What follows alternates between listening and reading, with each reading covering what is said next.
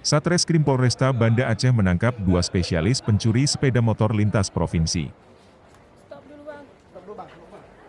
Penangkapan kedua pelaku dilakukan setelah polisi mendapatkan laporan kehilangan sepeda motor dari warga. Polisi yang melakukan penyelidikan berhasil meringkus pelaku yang berpura-pura menjadi buruh bangunan. Keduanya merupakan Arif Prans, 35 tahun, warga Serdang Bedagai dan Susanto, 29 tahun, warga Langkat, Sumatera Utara. Polisi menyita 5 sepeda motor yang belum sempat dijual, sedangkan 2 sepeda motor lainnya sudah dijual oleh pelaku kepada penadah di Kota Medan, Sumatera Utara. Kasat Reskrim Polresta Banda Aceh, Kompol M. Rian Citra Yuda, mengatakan kedua tersangka telah melakukan aksinya di 7 lokasi dalam wilayah hukum Polresta Banda Aceh. Dalam menjalankan aksinya pelaku mengintai sepeda motor yang kuncinya tertinggal, sehingga mudah saat dijual.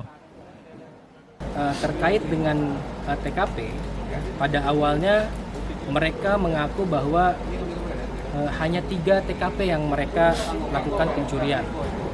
Namun setelah kita lakukan penyelidikan lebih dalam dan kita lakukan interogasi lebih dalam lagi, ternyata mereka mengakui bahwa TKP yang mereka lakukan itu berjumlah 7 semuanya. Modus yang mereka lakukan yaitu mereka berkeliling mencari kelengahan daripada para korban, di mana motor yang tertinggal itu atau motor yang diparkirkan itu masih terdapat kuncinya. Jadi mereka ini spesialis curanmor, tapi berupa kunci yang tertinggal di motor tersebut.